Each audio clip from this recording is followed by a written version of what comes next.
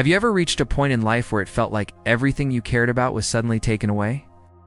Where pain replaced peace and questions drowned out faith? In those moments, you're not alone, because there's an ancient story found in the Bible that speaks directly to the heart of human suffering. It's the story of Job, a story that doesn't offer shallow answers, but real wisdom. That shows us God isn't distant in our pain and even when we don't understand. A relationship with Him can restore everything. Let's dive into it. Part 1. Job's world before the storm. Job was a real man who lived in the land of Uz, a place far from the storylines of kings and prophets, but Job stood out. He was blameless, upright, and feared God. He had wealth, a loving family, and influence. He was the kind of person everyone looked up to. If anyone had the good life, it was Job. But far beyond Job's view, a spiritual drama was unfolding.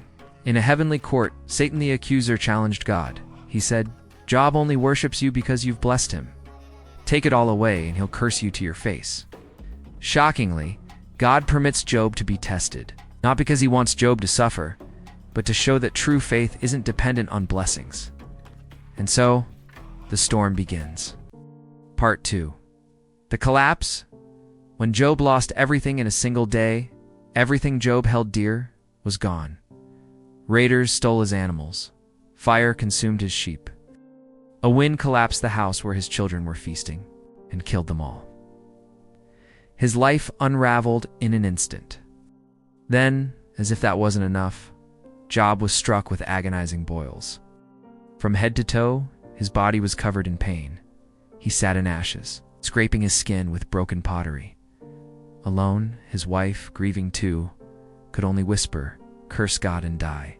But Job replied, "Shall we accept good from God and not trouble?" Still he held on. Part 3. The silence of heaven. The noise of friends, 3 friends, arrived to comfort Job.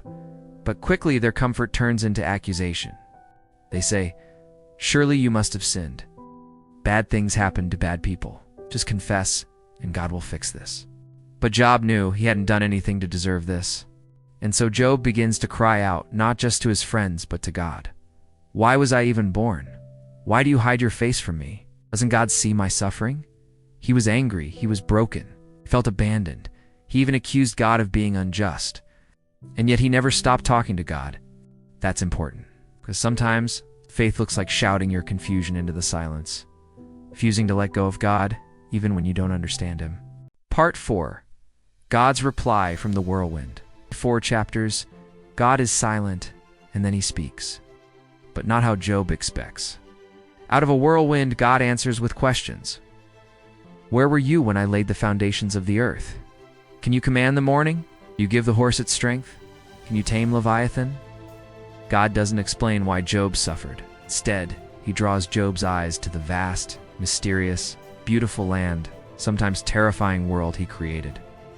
He's not being cruel. He's inviting Job to trust.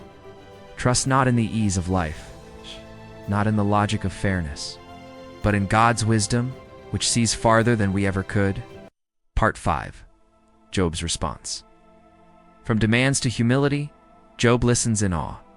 And when God finishes, Job says something remarkable. "I had only heard of you before, but now my eyes have seen you.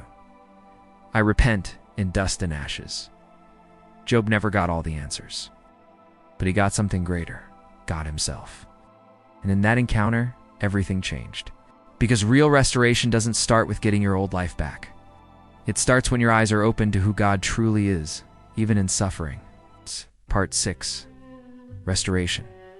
Not a reward, but a gift. God honors Job's faith. He tells the friends, "You were wrong. Job spoke rightly of me." And in a beautiful act of grace, God restores Job. He gives him back double what he had.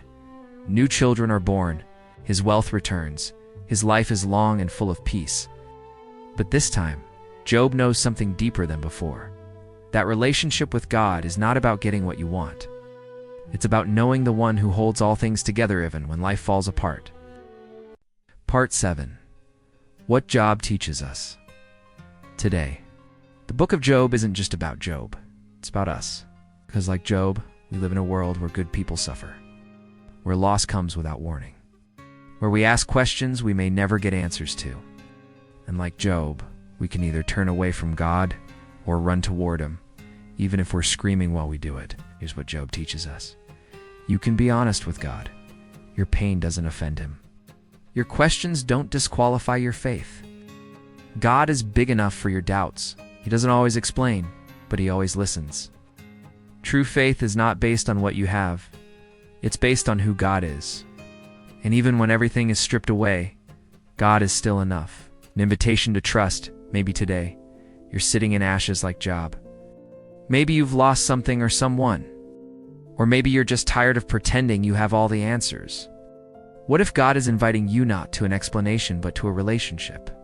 Because He doesn't promise an easy life, but He promises Himself. And when you see Him, not just hear about Him, it changes everything.